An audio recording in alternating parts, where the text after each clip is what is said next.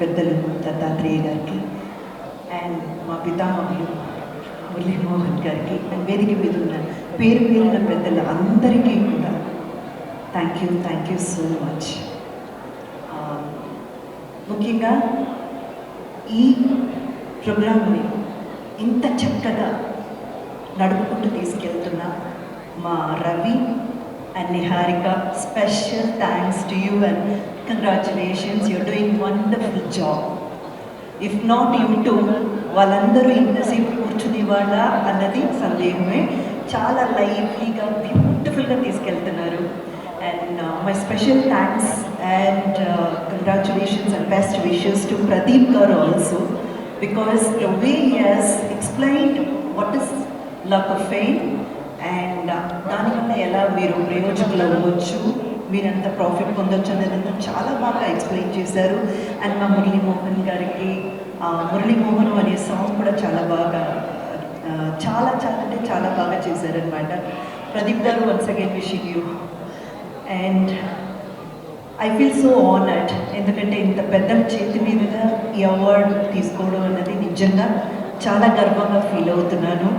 But I strongly believe every woman has substance.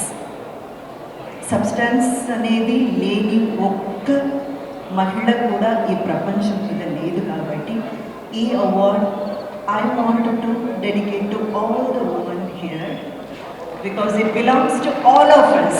Beautiful.